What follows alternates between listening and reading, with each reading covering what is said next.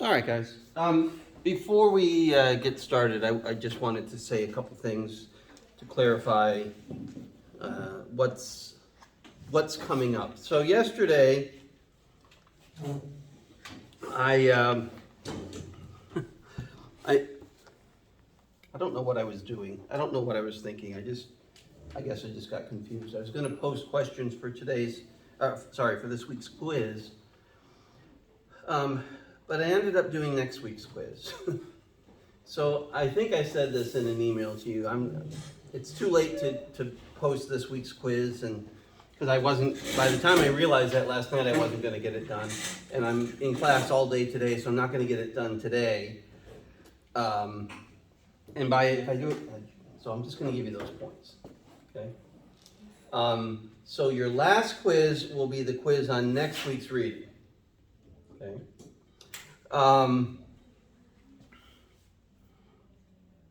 So this week, the homework was due today on the abortion readings, and then you have the reflection question for Friday.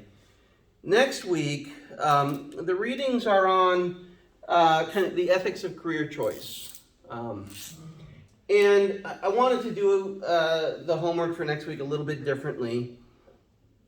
And I wanted it to be kind of more reflective. So instead of having both a homework assignment and a reflection question assignment, I'm just giving you one assignment that is the combining those two things. Okay, and it will be worth 40 points total. Okay, so it'll be worth both of those things. I want you to have something prepared for Wednesday, although it's not actually going to be due to be submitted until Friday. Okay. And is there anybody who's not going to be here on the following Monday, which is the Monday of Thanksgiving week? Okay. I'm going to guess that there might be somebody who's not here today who might not be here that day. So I think what I'll probably do is talk next Friday, at least briefly, about the paper. You have a paper to write. I think I told you this at the beginning of the semester. The paper is going to be, it's an ethics paper. It's on kind of what you're owed or what you deserve, what you've earned. Okay. So the paper is going to be you making an argument, and I'll explain the various components of it, for what grade you think you deserve in the class. Okay? I'm evaluating it as an argument and in terms that I'll outline in the assignment. But I thought that might be kind of maybe a more fun writing assignment than, some of the alternatives might be. Okay, so we'll go over that next Friday because we will not meet. We can meet on the Monday of Thanksgiving if need be, but after that, at least, we're not meeting again. You can certainly meet with me during class time, but the rest of during what would be our class time, but the rest of the semester is just going to be time for you to work on that paper and review for the final. Okay. Does anybody have any questions? All right. The final, what day is that? Oh, I don't know, Brooks. It's on the syllabus, though. Okay. I just don't have the schedule in my head. I can't ever remember Yeah. what any of my final was. You know what? It is on the syllabus, but I'd still double check it on the website because I've been known to make mistakes with that too. But I'll double check it as well. All right. Well, let's talk about these arguments by Thompson and Marquis today. Okay. So thinking about sort of the standard pro-life argument, right? And you don't have to have read a lot of philosophy on the ethics of abortion to know this, right? If you pay attention at all to, even kind of cursory attention to the news and, kind of public debates, this is something you'll probably have picked up. How do most people who articulate pro-life arguments do it? Where do they begin? What's the kind of the basic claim that they make? The baby has the right to life too, Okay, why? because it's everybody's right. Okay, so the fetus is what? What would we say the Human, and the fetus is a human. Okay. And by human, somebody who makes that argument usually argues that being human means that you have moral standing or moral considerability. Okay. A lot of the restrictive positions on abortion will argue that, you know, it's at conception is the significant point, right? When you have the full, you know, complement of DNA, okay? That's what makes us human, and that's what makes us have moral importance. Okay? Now, a lot of pro-choice or arguments for the moral permissibility of abortion will deny that in some way. They'll deny that what we might call genetic humanity equals moral humanity. Okay? So in the Marianne Warren piece that did I take that? I don't know if did I assign that one? I may have taken it off. That was the defense of the question, wasn't it? Yeah, Well, yes. yeah, that was on, it was on the PDF. Okay. Yeah, but I suggested you didn't necessarily need to focus on that one. But if you did read that, right, what she does in that essay is she argues that being a human being, right, having human life, is not the same thing as being a person, right? And that personhood is what's morally important. And this is a concept she draws from a philosopher, 18th century philosopher named Immanuel Kant, okay? And among other things, personhood means being not just conscious, but self-conscious. Having a sense of a future, an understanding of time, being rational, having all sorts of, especially cognitive capacities that fetuses lack. And insofar as they lack those things, right, they lack moral standing. It's our status as rational creatures that, for somebody like Warren, endows us with moral weight and importance. Okay? Those are arguments, you know, there are been a number of arguments that have gone back and forth, you know, focusing on moral personhood and whether or not, you know, genetic humanity is sufficient for moral humanity. Okay. Those are debates that are pretty intractable. They're difficult to resolve. The moral status of the fetus is a question on which there will be a lot of disagreement. And that's not to mention disagreements that might be rooted, say, in religious considerations. Okay?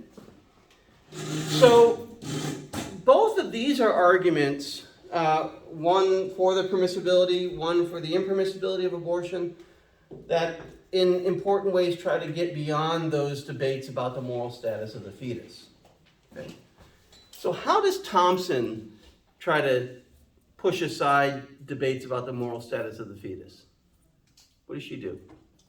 She accepts the premise that the conception trend. Right. So she says, I'm not going to argue about this. I'm just going to accept, right, that the fetus is a person, that the fetus has moral standing like you or I have. Okay.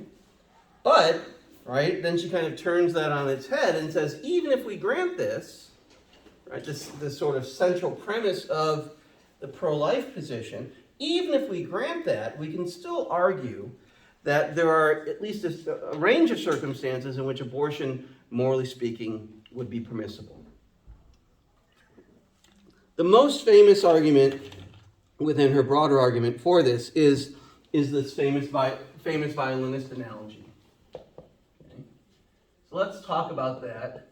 So this will be an argument from analogy. Okay. So who do we have here in this analogy? Well, we have a famous violinist. Okay. Who else do we have? You. You, okay, you or me or who, right? And there's another party that we need to be concerned about. There's a doctor, isn't there? No. Yeah, the Society of Music Lovers. Oh, I was there was a doctor that said that something in there. That's what I was thinking. Okay? So these are meant to represent different parties in a possible situation of pregnancy and possible choice of abortion. So who does the famous violinist represent? But Okay, yeah, so the fetus, okay. And who do you represent? the mother. Yeah, but you're meant to think of yourself as the mother. Okay?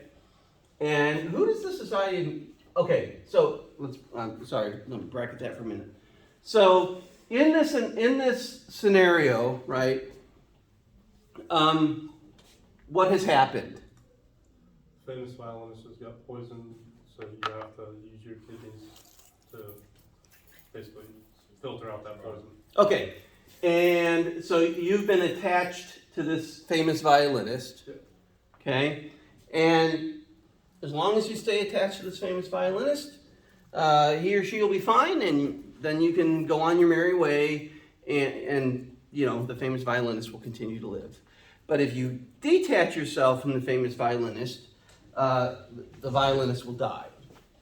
Okay?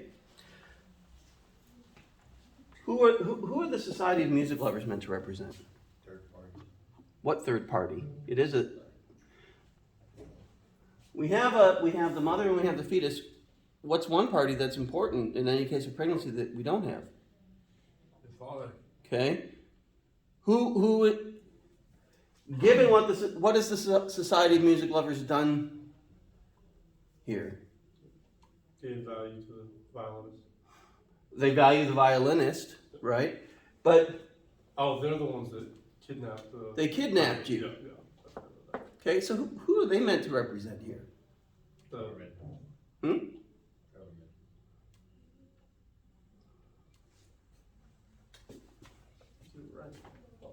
Hmm? Is it the father? Yeah, but this would be a father that has a certain kind of Oh, the rapist. Mhm. Yeah. Or it could be somebody who, whereby you've been impregnated and it's incestuous. It's a relationship to which you would not or could not consent. Okay. So if you've been put in this relationship of where this fetus, where the famous violinist is dependent upon you, right? And this is a relationship that is the result of force. Okay. Would you have any? Does she think that most of us would think that it would be wrong for us to detach ourselves from the famous violinist? Why not? Why wouldn't it be wrong? Why would it be permissible to do that? Because it's your choice. Okay, well, it's more than just so she's not really making an argument, at least not right here, just for the, for the permissibility of abortion just as a matter of choice. What would make detaching yourself from the famous violinist permissible in this case? What specific thing? They're using your body as a means of. Who is they? Toxins. The Society of Music Lovers. Well, the famous violinist is using your body, but they're the ones that facilitated that. They've not just facilitated it, right? They forced it, Yeah. right? They've kidnapped you, right? So this is a relationship to which you have not consented. So this is there's a lack of, this is a dependency.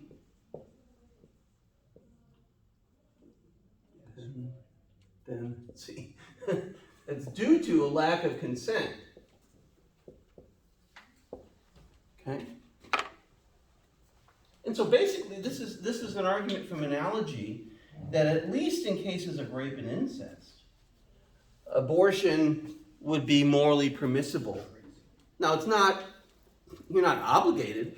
If you were to choose to sustain the famous violinist, even if the beginning of that relationship of dependency was not your choice, if you were to continue to choose to sustain that famous violinist, you would not be wrong in doing so, right? It's certainly permissible to do that. But you would not be wrong, she suggests, to detach yourself. So, the argument would go something like this, right? If you are placed in a relationship of dependency with someone else against your will, or, we could be more explicit. If you were kidnapped in order to sustain a famous violinist, you would not be obligated to continue with that relationship. Okay?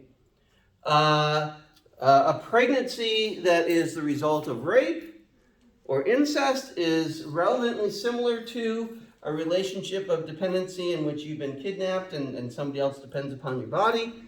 Therefore, right, abortion due to rape or incest is permissible. Okay, something like that for. Okay, now, is this a realistic example? Huh? Are there societies of music lovers going around No. kidnapping people? No, right? This is a fanciful example, right? But it's an example that why would you use an example like this, do you think? To stimulate it, I guess. I don't know. Yeah? Do people go round and round and round on abortion? Yeah. Do they exhaust, Is this a new way of thinking about it that might lead people to think, oh, I hadn't really thought of it in quite that way in this scenario? It's a way of making a debate that might seem, and this was written 50 years ago, right? This is the most reprinted article in Applied Ethics.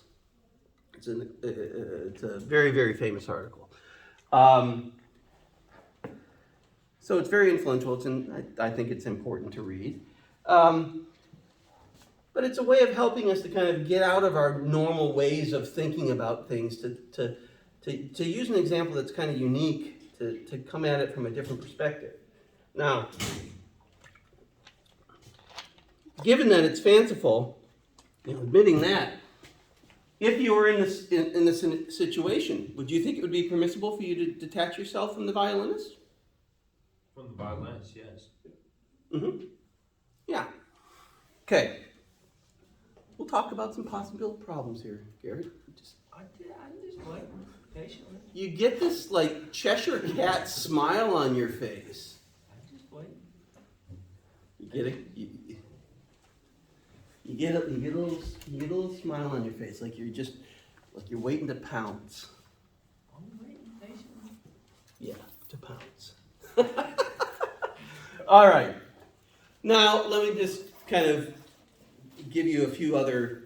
If you read through this, you would have encountered these two. Although one of them is easier to. Oh, let me ask you this question first. I'm sorry. So in the scenario, right, this is a relationship of 9 months. Would it matter if it were 9 days? No. Hmm? No? What if it was 9 hours? Or 9 minutes? I think that it's still wrong either way you look at it. Okay, it's not right in any case, Well, right, for the yeah. Society of Music Lovers to kidnap you and place you in this relationship of dependency.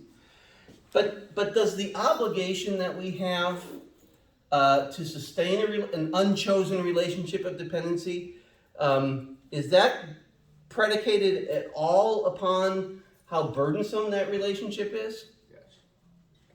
Yeah, so that might be reason for.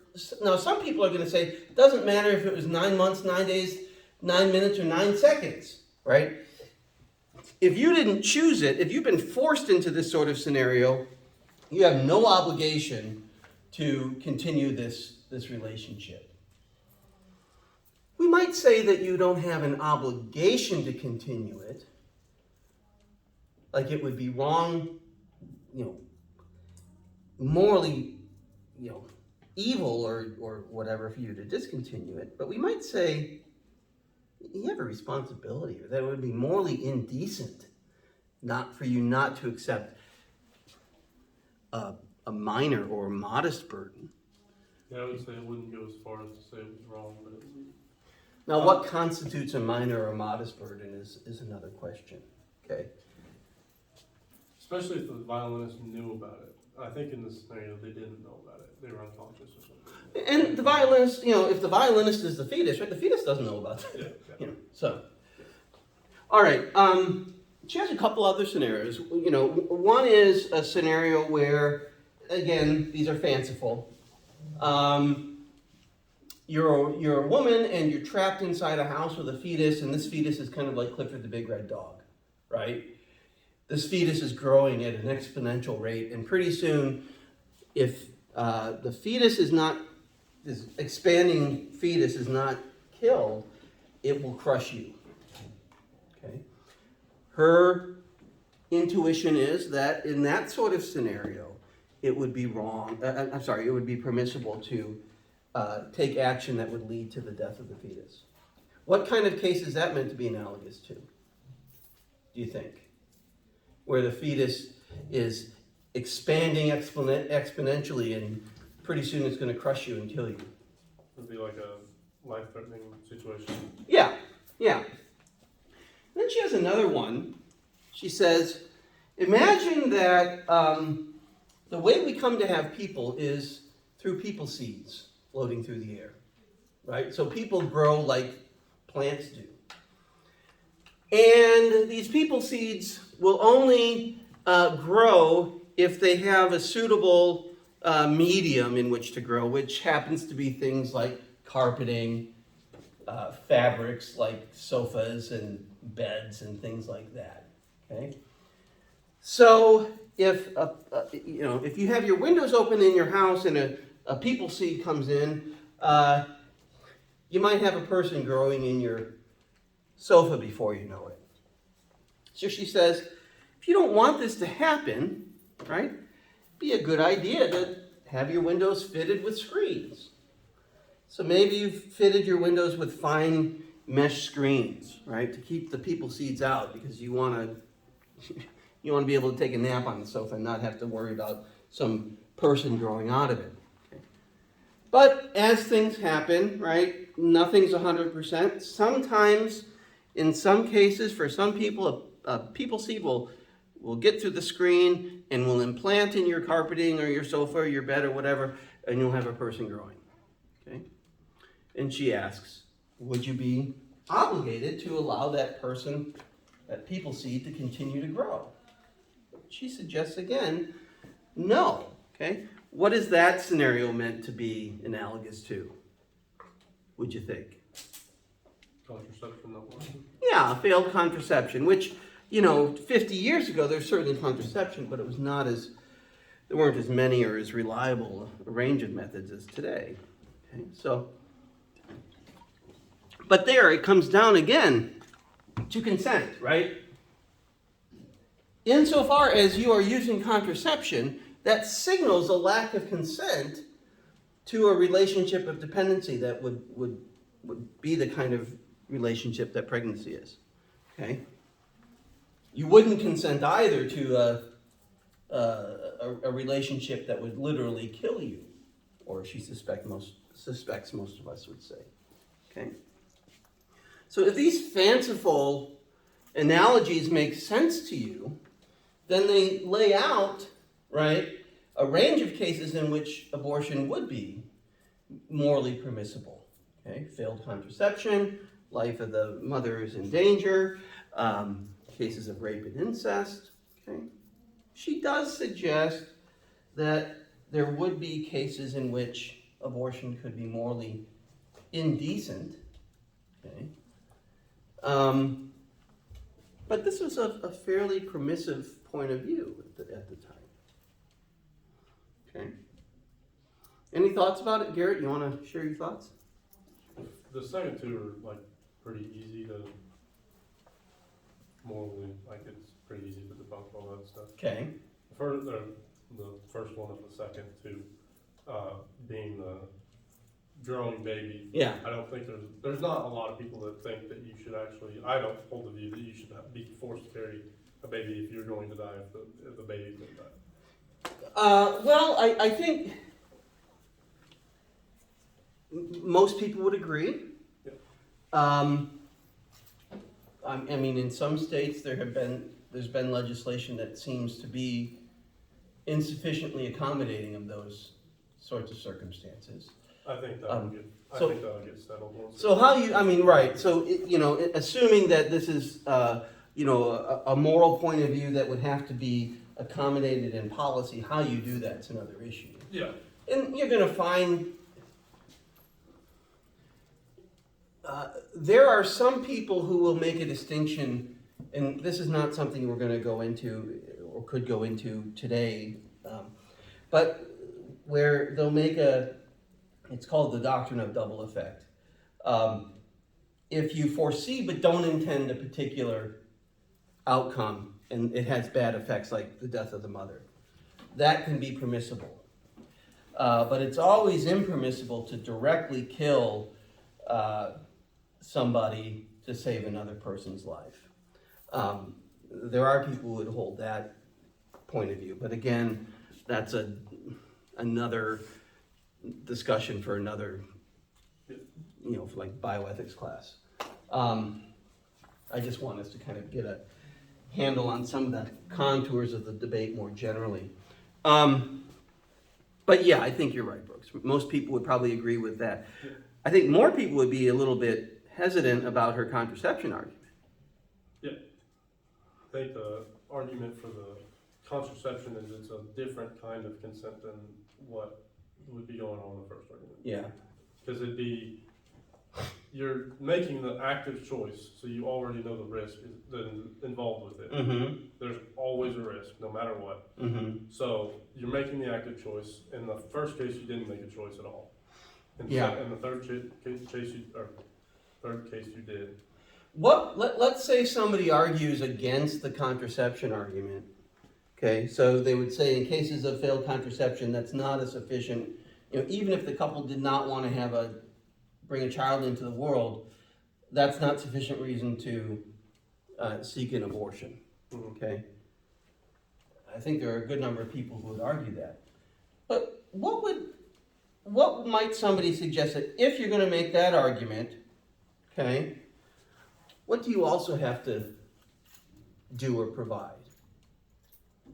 Care for the child. Huh? You have to provide care for the A child. lot of people would argue that if we're going to have a policy like that, moral or legal, right, then there's a broader societal obligation because,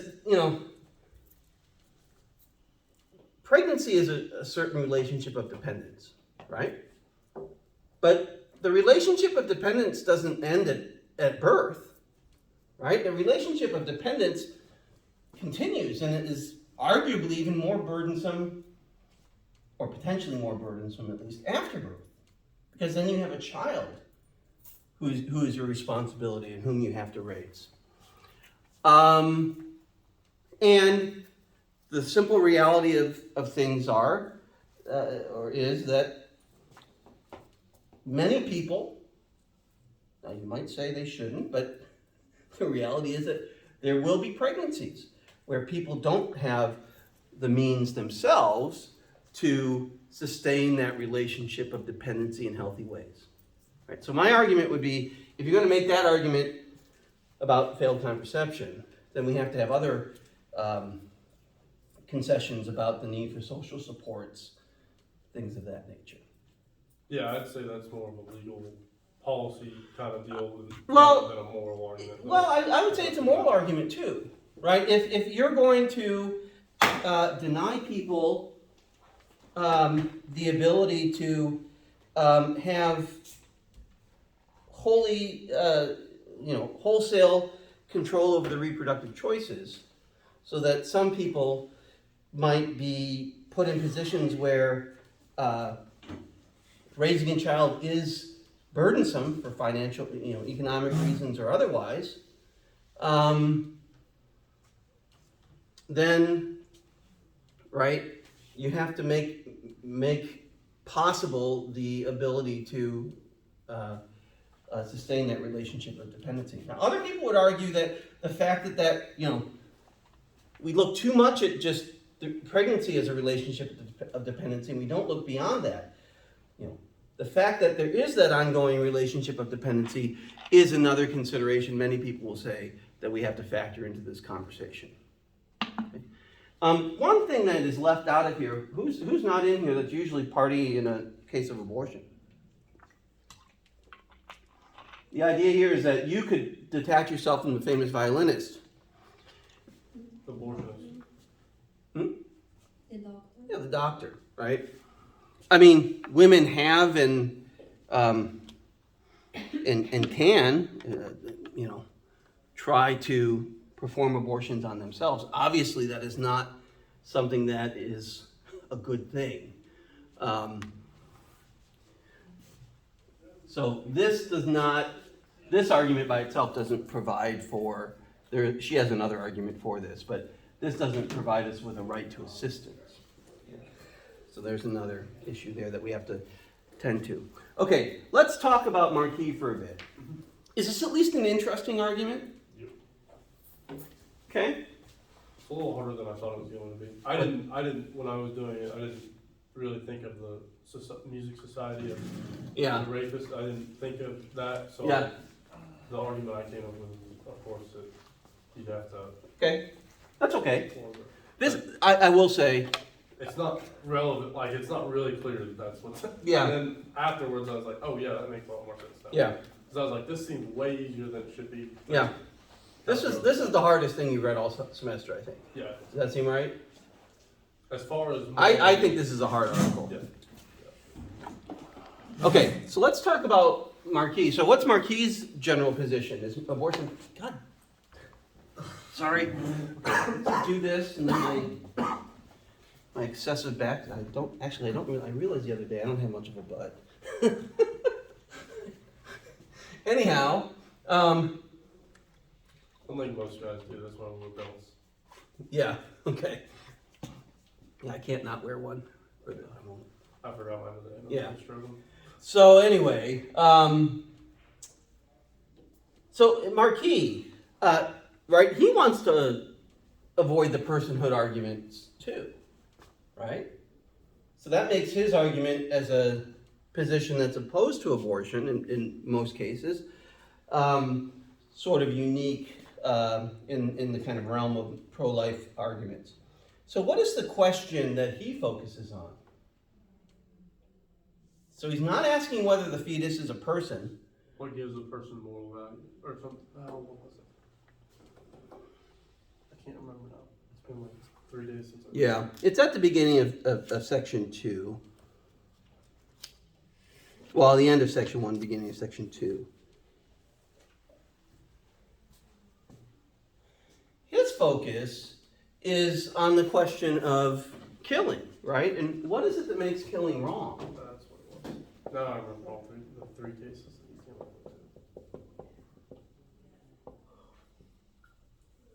with. Okay. We can focus on that question rather than questions about the moral status of the fetus. We might be able to make some headway. So he considers and rejects a couple of possible arguments of what it is that makes killing wrong. So what's one of those? So his is going to be an IDE. Brutalization of the person that kills. Okay, so the case would be that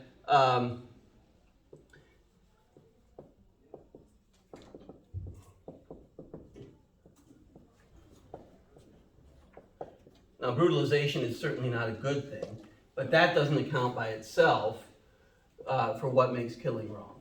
Yeah. So what do we mean by brutalization?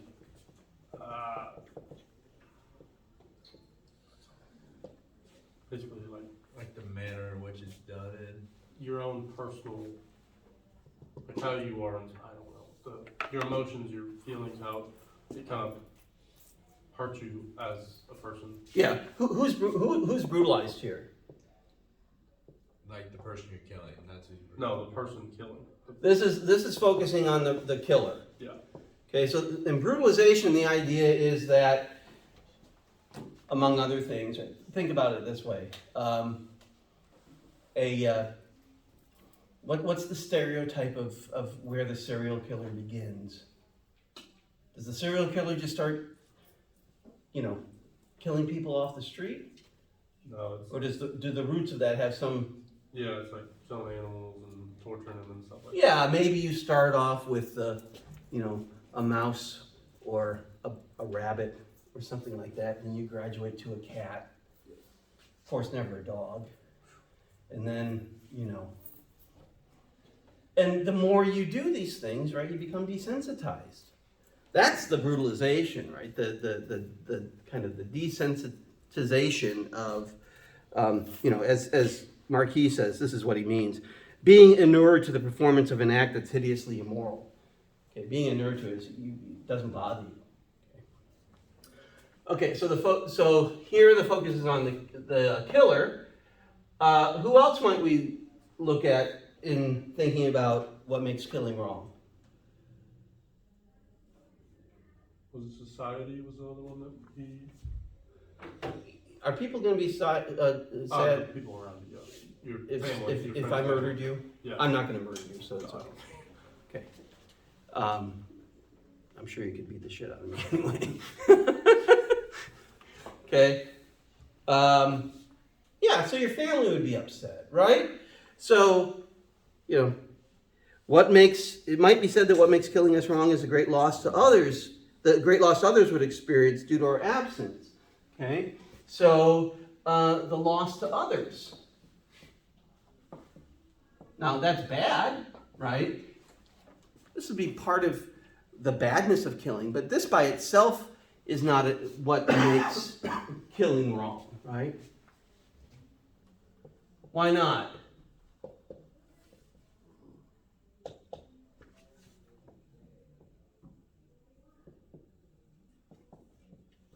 Imagine this sort of scenario. Let's say there's somebody in the neighborhood that just cannot, nobody in the neighborhood can stand this person. They are they don't keep their house tidy. They have a dog that barks all night. They're nasty to everybody. They do all, everybody in the neighborhood hates this person. I'm not saying that's a good thing. I can't stand this person. This person has no living relatives, really has no friends. I mean, after all, he's a real jerk. And so nobody in the neighborhood's brave enough to do it themselves, so you hire a hitman who kills this intolerable neighbor. Okay? No family, no friends. Okay? Is anybody going to experience a loss from this person's death? No. No. In fact, everybody in the neighborhood is probably going to feel relieved. Like, oh, thank God we got rid of that guy. Okay? So the mere fact that there may be some who experience loss, it doesn't account for that wrongness, because there might be cases where there is no loss experienced. Okay? It would be wrong to kill that person even if there was no loss to others. Okay? So the wrongness, right, of killing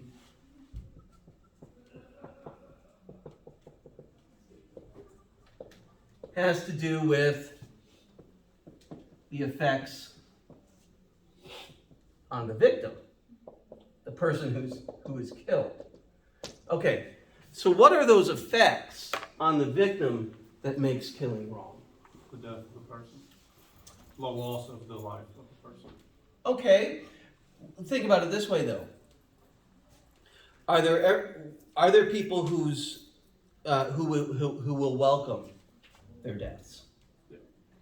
And I'm not talking about somebody who's, say, deeply depressed or suicidal.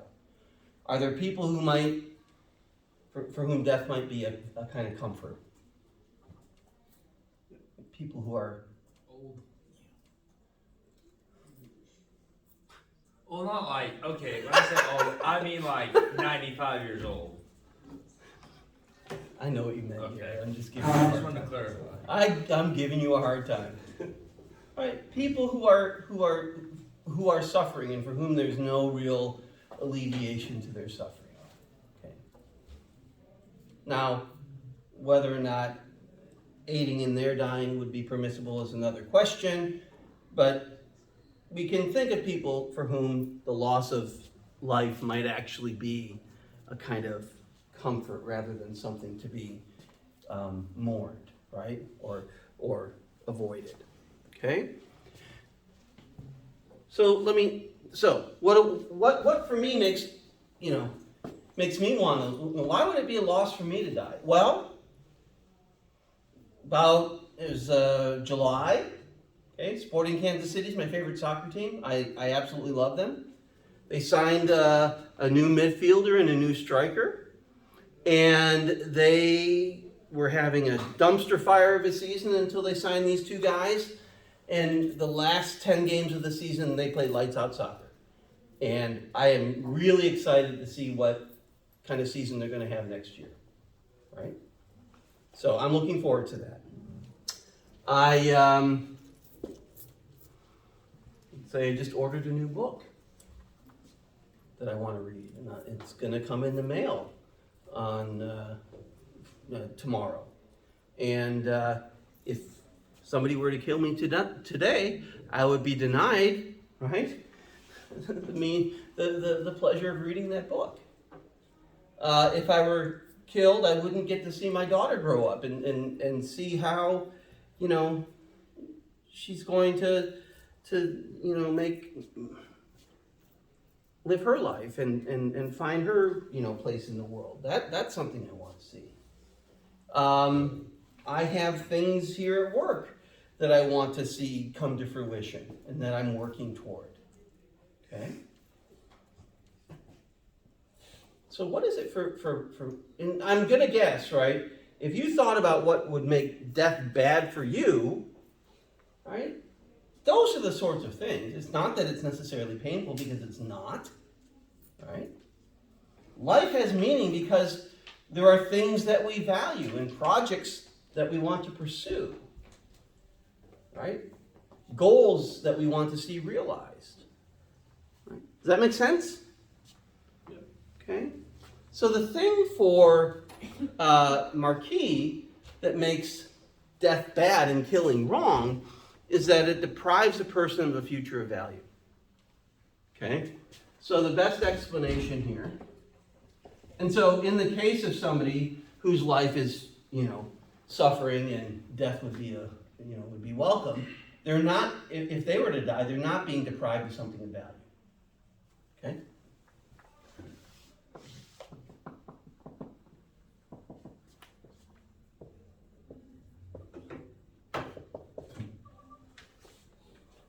So death is wrong because it deprives a being of a future of value. Okay. Now, this is kind of outside the boundaries of this argument, but insofar as this is what it is that makes killing wrong and death bad, right, we might, just kind of thinking about other things, we might think about how Marquis' argument might be used to help us to think about our obligations to non-human animals. If non-human animals, or at least if some non-human animals, are things of the sort that have futures of value for themselves, then it might be an argument to use in thinking about what might make killing at least some of them wrong. But that's sort of a tangent and an aside. Okay, so we can, this can be easily translated into a principle, right? Killing is wrong if it deprives a being of a future of value, okay? is a fetus deprived of a future of value through abortion? Yes, right? In the vast majority of cases, right? Not in every single case, but in the vast majority of cases, you will have, if fetal life is, the development of fetal life is not impeded, you will have a being that does in fact have a future of value. Okay? And that's the basis for his argument that abortion is wrong. It's wrong to deny a fetus a future of value in the same way that it would be wrong to deny you or me a future of value. Okay? Now, think about this. This is one thing to think about. Go back to the Thompson article and thinking about threats to the life of the mother. When we have those sorts of conflicts between the mother and the fetus, where do many people come down in terms of whom we should favor in those kinds of conflicts? What do your intuitions tell you? And conflicts against like the life of the mother, the life of the fetus. Yeah. The mother, the mother. Okay. Yeah, and I think, we don't do ethics by survey, right? It's not an opinion poll, but I think a lot of people would share that kind of intuition. Is that what Marquis is likely to say, though? No. What would Marquis end up saying? What does his position seem to imply?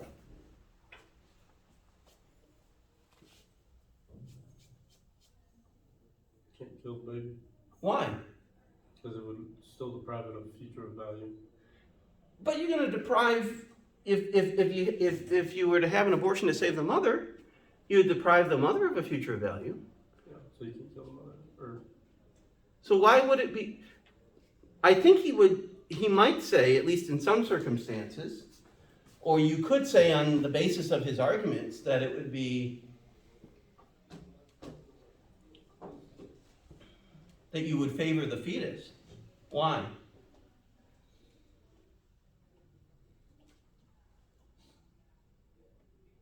Who has a greater future value the fetus. in terms of quantity? More than likely. The baby. Mm-hmm. Yeah. I mean, there might be cases where you would make, where there would be different judgments based on, right, if there's something wrong with the fetus and what its prospects were. And so on. Unless the survival of the fetus is based on the survival of the mother, in which case it wouldn't matter either way. Sure. But if there were cases in which you could, where there's a genuine choice, where if you save one, the other dies. Yeah. It seems like this would be an argument that would suggest that we would have to choose in favor of the fetus rather than the mother because it more than likely has a greater future of value, just kind of temporally in terms of time, right? The mother's, whether the mother's 15, 25, or 35, the fetus has, assuming a normal lifespan for both parties, if either one of them lives, the fetus has that many more years of that much more of a future of value than the mother. So, just something to kind of puzzle about. Okay? This is not everything to be said about abortion, right? We haven't addressed issues, although I mentioned them kind of in passing, about the continued dependency of the fetus and what's on the other side of pregnancy, which is parenthood and motherhood.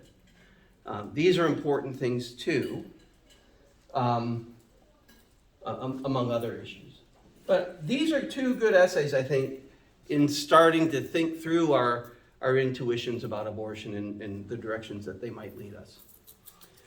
Okay, so on Monday, on Friday you have another reflection question, then Monday we have reading on the ethics of career choice, and I'll see you guys then.